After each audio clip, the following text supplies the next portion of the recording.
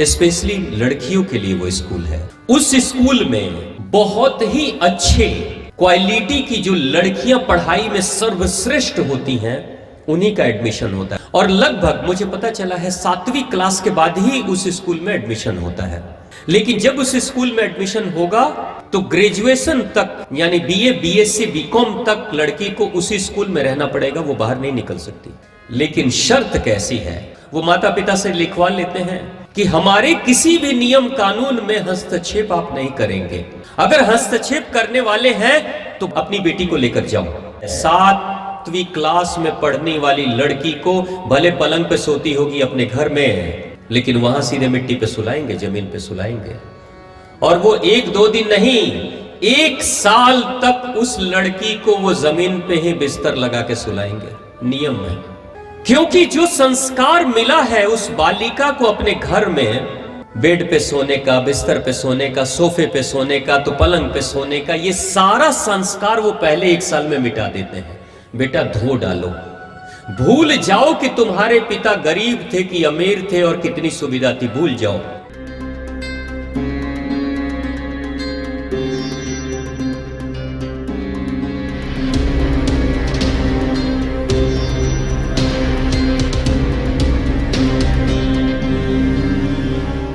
तो कई बार लोग प्रश्न करते हैं कि वो तो भगवान थे, श्री कृष्ण तो भगवान थे, राम जी तो भगवान थे, इतना कष्ट क्यों झेलना पड़ा उनको?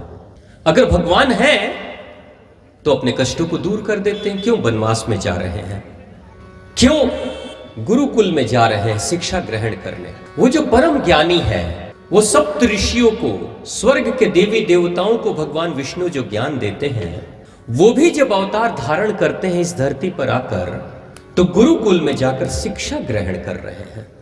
बालक श्री राम और उनके सभी भ्राता जब थोड़े बड़े होते हैं तो गुरुकुल जाते हैं और शिक्षा ग्रहण करते हैं। उस दिव्य परम पुरुष को, सनातन पुरुष को शिक्षा ग्रहण करने के लिए गुरु वशिष्ठ के आश्रम में जाने की जरूरत क्यों है? क्योंकि माया का जब आवरण किसी पे भी चढ़ता है तो माया विस्मृत कर देती है उसकी यादों को, उसके ऊपर एक कलई चढ़ा देती है, उसे उतारना पड़ता है इंसान को अपने प्रयास से। इसलिए राम भी आएंगे तो गुरु के आश्रम में जाकर शिक्षा ग्रहण करेंगे, कृष्ण भी आएंगे जो इस धरती पर परम ज्ञान, भगवत गीता का ज्ञान देंगे, उनको भी शिक्षा ग्रहण करनी पड़ेगी। यानी अगर हम सब साधारण पुरुष, स्त्री और पुरुष, लड़के लड़कियां स्कूल जाते हैं तो कई बार पढ़ाई करने वाले जो बच्चे हैं, छात्र हैं, उनको लगता है कि हमारे साथ बड़ा जोर जबरदस्ती किया जाता है और हमें जबरदस्ती शिक्षा लेने के लिए प्रेरित किया जाता है, यानी कि हमें पढ़ना पड़ता है। यहाँ काफी सारे बच्चे उपस्थित हैं जो छात्र हैं, स्टूडेंट्स हैं। आप लोगों को भी लगता है कि आपके ऊपर भी पढ़ाई का बड़ा जोर आता है, दबाव आता है, मजबूरी में मन नहीं करता फिर भी पढ़ाई करते हैं। कितने लोगों को ऐसा लगता है कि पढ़ाई तो करते हैं लेकिन मन नहीं होता अंदर से पढ़ाई करने का? कितने लोगों को लगता है? हाथ उठाइए जरा। लगता है, माता जी को भी लगा था, जब माता जी छात्र थी तो लगा होगा, जरूर लगा होगा। बढ़िया। देखो, कथाओं में कहते हैं कि दिल साफ हो जाता है तो ईमानदारी से अपनी बात करनी चाहिए, है ना? कथा में ये नहीं सोचना चाहिए, क्योंकि कथा में कोई शिक्षक तो बैठा नहीं कि पनिशमेंट देगा अगर सच बात बता देंगे तो। यहाँ तो वो पनिशमेंट वाला कोई स्कोप तो है नहीं, तो इसलिए यहाँ तो भगवान ही कह रहे हैं, भगवान ही सुन रहे हैं, और भगवान के सामने क्या चीजें छिपी हुई है सब कुछ तो पता ही है।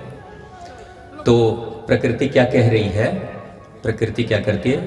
कहती है, प्रकृति कहती है कि मेरे संसर्ग में जो भी दिव्य आत्मा आएगी, चाहे परमात्मा परमेश्वर स्वयं ही क्यों ना आ जाए, शरीर धारण करेंगे तो मेरी प्रकृति के नियमों का साथ चलना ही पड़ेगा। यानी ये प्रकृति क्या है? धरती माता वीजा और पासपोर्ट देती है। पासपोर्ट का मतलब होता है इस धरती पर प्रकृति में एंट्री करने का परमिशन। पासपोर्ट का मतलब इस धरती पर आने का परमिशन मिल गया। अब धरती मां उसी समय वीजा भी बना देती है। वीजा का मतलब होता है कब तक रहेंगे, उम्र कितनी रहेगी। जैसे आप अमेरिका का वीजा लोगे तो लिखा रहता है साल भर के लिए, 2 साल के लिए, 6 महीने के लिए वीजा मिलेगा। उस 6 महीने के बाद वापस आना, और कुछ वीजा होता है जो परमानेंट सिटीजनशिप मिल जाती है, तो फिर आप हमेशा के लिए रह जाओगे। उसी तरीके से धरती पर वीजा मिलता है सभी को, हम सभी को मिला है। आप सबको मिला है? पता है उसमें कितना लिखा हुआ है? किसी को नहीं पता, अज्ञात है, अदृश्य है, माता रानी छिपा के रखी हुई है, लेकिन मिला तो सभी को है। क्योंकि एक ही चीज इस धरती पर अकाट्य सत्य है, वो क्या है? एक चीज जो सत्य है और वो कभी टाला नहीं जा सकता, वो कौन सी चीज है? मृत्यु। उसको कोई टाल नहीं सकता। जो भी आए हैं सब जाएंगे, यात्री। अकाट्य सत्य, यानी वीजा का डेट फाइनल हो चुका है, हम सभी का जाने का पता नहीं है। क्योंकि मां को पता है कि बच्चों को बता देंगे ना, बच्चे डर जाएंगे, खुशी नहीं मना पाएंगे, इसलिए छिपा के रखा गया। तो श्री राम को भी, श्री कृष्ण को भी वीजा पासपोर्ट मिला हुआ है। धरती के नियमों के अनुसार उनको भी चलना पड़ेगा, और यहां जब आएंगे तो ट्रेनिंग लेंगे तो अनेक तरह के कष्ट भी झेलने पड़ेंगे और सुख भी झेलने होंगे, सुख का भी आनंद लेना होगा। तो यहां अब राम जी जब थोड़े बड़े होते हैं, बालक रूप में आते हैं, तो पिताश्री उनको गुरुकुल में भेजते हैं पढ़ाई करने के लिए। अब एक बहुत गहरा मर्म है, एक रामायण की शिक्षा है और एक आधुनिक शिक्षा है।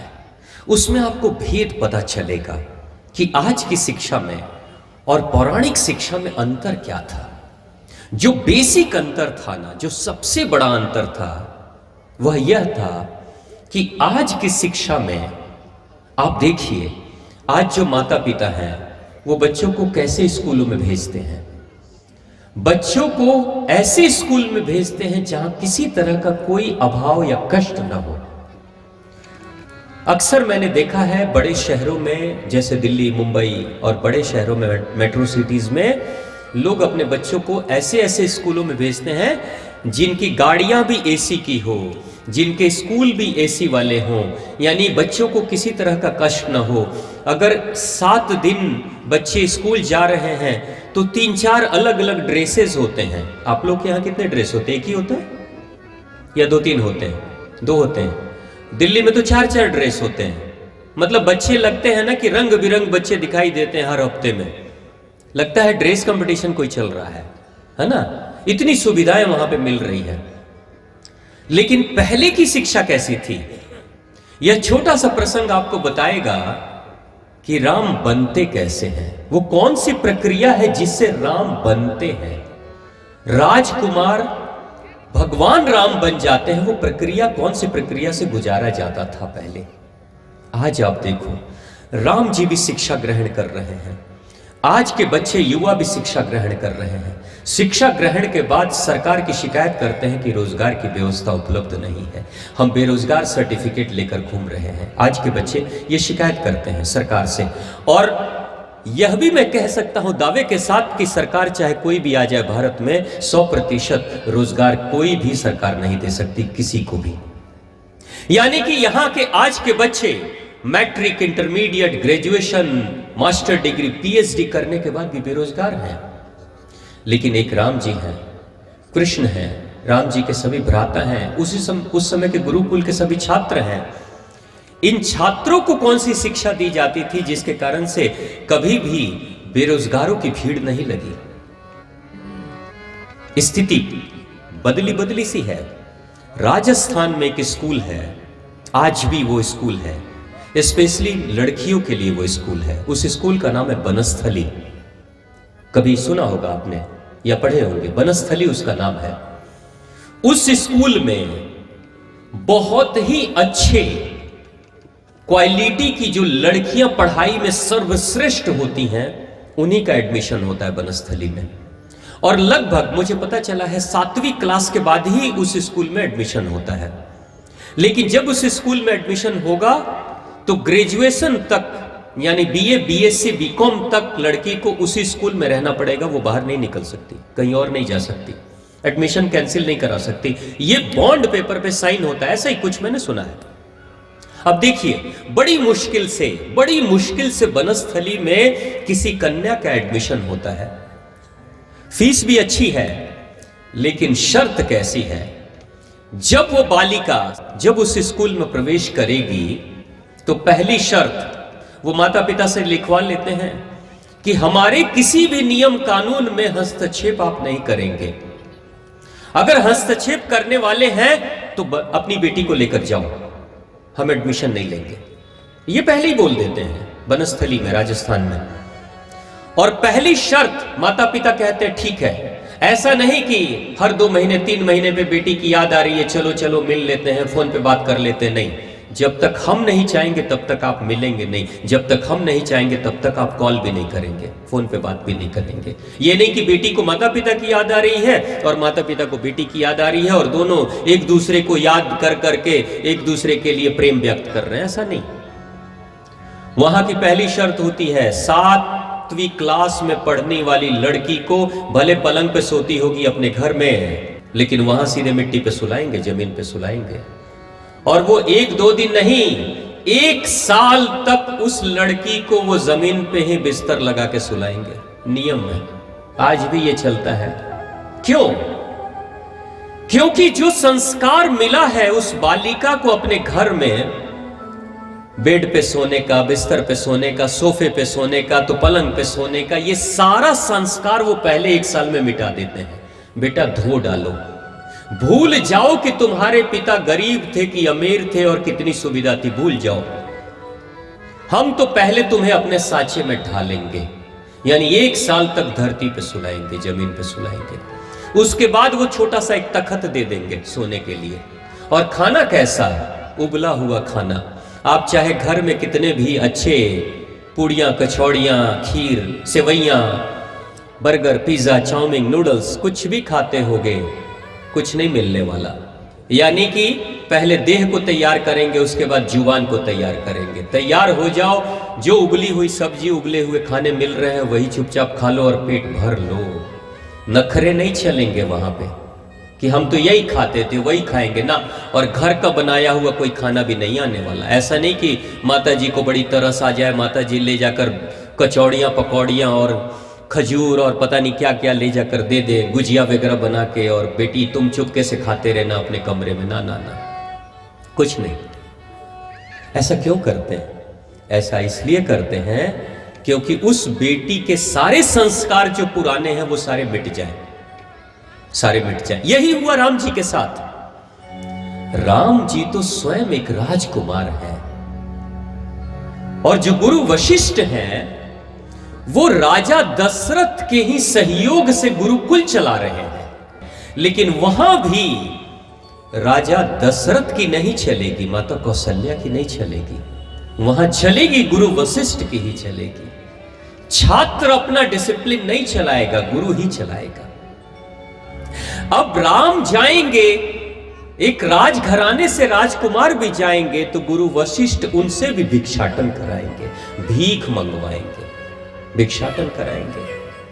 चाहे वो राम हो, चाहे राम के दूसरे जो भी सहपाठी मित्र हों, किसी भी कुल खानदान से आए हों, अमीर हो चाहे गरीब हो, किसी भी जाति पंथ के हों, आप जाओगे तो सबको एक ही तरह का ड्रेस पहनाया जाएगा, सबको जमीन पे सुलाया जाएगा, सबको वो मिट्टी के चूल्हे में खाना बना तो खाना खिलाया जाएगा, सबको गौ माता की सेवा करनी है, सबको झाड़ू लगाने हैं, सबको जंगलों में जाकर लकड़ियां काट के लानी है, सभी को दान मांगने के लिए गांव में भटकना है और भिक्षु की तरह, एक भिखारी की तरह अनाज लेकर आना है। और सभी को अंत में गुरु माता अरुंधति दिन भर तो पढ़ाया करते थे विषय की बातें, अनेक तरह के विषयों को पढ़ाते थे, जिसमें शरीर विज्ञान को भी पढ़ाया जाता था। शरीर को कैसे मजबूत रखना है, बलिष्ठ बनाना है, फिजिकल एक्सरसाइज कराया जाता था। आजकल के स्कूलों में कहीं कोई एक्सरसाइज होता है? कोई मेहनत मशक्कत आपने कभी किया है? एक सिलेबस, एक कोर्स होता है पीटी। पीटी में क्या होता है, एक टीचर आ जाते हैं जिनका खुद का तोंद बहुत बड़ा है और पीटी कराएंगे, सर 1 2 3 4, 1 घंटे बच्चे यही करें, 1 2 3 4 कर लिए, कुछ नहीं, ना पसीना निकला ना गर्मी हुई, कुछ भी नहीं हुआ, अब बस हो गया पीटी। यही है एक्सरसाइज पीरियड, हो रहा है ना बाबूजी, यही होता है। मतलब सरकार ने क्या किया कि चलो भाई ये भी कोरम पूरा कर दो, उससे कुछ होने वाला है? मेहनत भी कर ली आपने और पसीना भी नहीं बहा, गर्मी भी नहीं लगी और मेहनत भी हो गया, पीटी भी हम करा रहे हैं।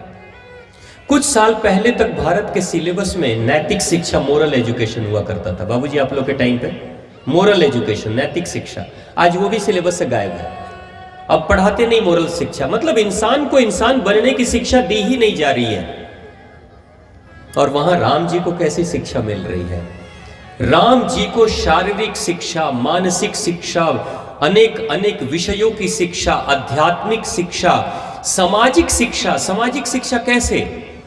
एक राजकुमार जब भीख मांगने जाएगा ना, जब झोली फैलाएगा किसी के सामने, कोई कुटिया वाला, कोई घर वाला, कोई गरीब के सामने झोली फैलाएगा, तो भीख मांगना क्यों? क्योंकि वो जो अहंकार है ना राजकुमार का, वो टूट जाए। भीख मांग दिया, हाथ फैला दिया, इसका मतलब कि वो झोपड़ी वाला भी बड़ा है मुझसे, वो झोपड़ी वाला भी मुझसे बड़ा है, क्योंकि उसकी मेहरबानी से मुझे कुछ मिल जाएगा। यानी राम को शून्य की स्थिति में, जीरो की स्थिति में पहुंचा देना। राम गलती से भी ये ना माने कि मैं तो राजकुमार हूं, गलती से भी ये ना माने, ये माने कि मैं कुछ नहीं हूं, इस धरती के सबसे गरीब इंसान से भी गरीब मैं हूं, इसलिए मैं भिक्षाटन मांगने जा रहा हूं। अब जरा सोचिए, चिलचिलाती धूप में, आप सबसे भी बोला जाए, आपसे भी चिलचिलाती धूप में आपको कहा जाए अनाज लेकर आओ, और जो अनाज लेकर आओगे ना, वही खाना शाम को पकेगा और वही आपको मिलेगा, आपको कह दिया जाए। और अगर आपको चावल जो मिल रहा है, भीख मांग रहे हो, थोड़े से चावल मिले, थोड़ी सी दाल मिली, सब्जी कोई मिली नहीं, और आपको पता है शाम को यही मिलेगा, मात्रा देखकर आपको अंदर से दुख नहीं होगा कि आज तो पेट भरने वाला अनाज भी नहीं मिला है? तो भीख भी मांगोगे ना तो बड़े दिल से मांगोगे और चाहोगे झोली भर जाए आपकी। क्यों? अहंकार को तोड़ने के लिए ये सब कुछ किया जाता था। यानी पहले की जो शिक्षा थी वो सिर्फ दिमाग में इंफॉर्मेशन भरने की शिक्षा नहीं थी, जानकारी भरने की शिक्षा नहीं थी। पहले की जो शिक्षा होती थी व्यक्तित्व बनाने की शिक्षा हुआ करती थी। इंसान का व्यक्तित्व कैसे महान बने, उसके लिए शिक्षा दी जाती थी। आज के स्कूलों की हालत आप देख रहे हो। जानकारियां तो बहुत हो गई, बच्चे पढ़ लिख लेते हैं, बेटे बेटियां थोड़े बड़े हो जाते हैं। 20-25 साल के लड़के लड़कियां, अक्सर मैंने सुना है, उसकी माँ कुछ समझाएगी ना तो कहेंगी आपको कुछ नहीं मालूम, आप कुछ नहीं जानती हो, हम सब जानते हैं। ये बच्चे कहते हैं, अपने माता पिता को कहते हैं आपको कुछ नहीं मालूम। अरे उसको वो मालूम कि तुम्हें पैदा करके इतना बड़ा बना दिया, उसको सब मालूम है। वो तुम्हारी तरह स्कूल में नहीं पढ़ाई की होगी, लेकिन व्यवहारिक ज्ञान उसके पास बहुत है।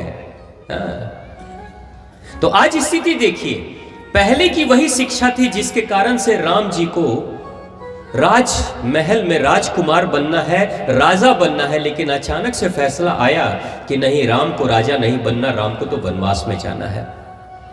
आज कोई नौजवान के साथ ऐसा हो जाए, बाप कह दे किसी दिन कि बेटा तुमको मैं इस घर से निकालता हूं और तुम अब जंगल में जाओगे, तुम बाहर चले जाओगे, मैं तुम्हें कोई दौलत नहीं दूंगा, वही बेटा बाप से लड़ जाएगा। होगा कि नहीं बाबूजी? लड़ जाएगा, कहेगा मेरा अधिकार है, मेरा अधिकार है ये। लेकिन राम कैसे हैं? राम कहते हैं कोई बात नहीं, आपने पैदा किया, ये एहसान है मेरे ऊपर। आप घर में रहने दोगे, घर आप ही का है, आपकी अनुमति से घर में रहूंगा, आपकी अनुमति से राजगद्दी पे बैठूंगा, लेकिन जब आप कह दोगे कि तुम्हें जंगल में जाना है तो चले जाऊंगा। इतनी सहजता से राम ही जा सकते हैं, क्योंकि राम को शहर में रहने और जंगल में भी रहने की पूरी ट्रेनिंग पहले से मिली हुई थी। आज की स्थिति कैसी है? बच्चों को अच्छी सुविधा शुरू में दे रहे हैं और जीवन में थोड़ा सा कष्ट क्या चला आता है, बच्चे टूट जाते हैं, बच्चे टूट जाते हैं, बिखर जाते हैं। तो पहले की शिक्षा और अभी की शिक्षा में सबसे बड़ा जो बेसिक अंतर है कि गरीबी, अभाव जीवन के शुरुआत में ही दिखा दिया जाता था बच्चे को, और अमीरी बाद में दिखाई जाती थी। आज के समय में अमीरी सुविधाएं पहले दिखा दी जाती है गलती से जिंदगी में अगर पिता के साथ कुछ बुरा हो जाए, गलत हो जाए, पैसे की बर्बादी हो जाए, बैंक करप्टेड हो जाए, तो बच्चे कहते हैं नहीं मुझे ऐसी जिंदगी नहीं चाहिए। और ऐसे ही नौजवान बच्चे अक्सर मानसिक रोगी हो रहे हैं आज के टाइम पे। डिप्रेशन की तादाद इसलिए सबसे ज्यादा बढ़ती चली जा रही है, ये कारण है। इसलिए राम की सिर्फ पूजा ना करें, राम के उन स्थिति को भी देखें कि वो कौन सी प्रक्रिया है, कितना कष्ट झेलकर राम जैसा व्यक्तित्व का निर्माण हुआ था। और राम जैसे व्यक्तित्व का जब निर्माण होता है तब जाकर राम सिर्फ अपने लिए सहारे नहीं बनते, राम सिर्फ अपने लिए सहारे नहीं बनते, राम दूसरे बेसहारों को भी सहारे देने के लिए काम करते हैं।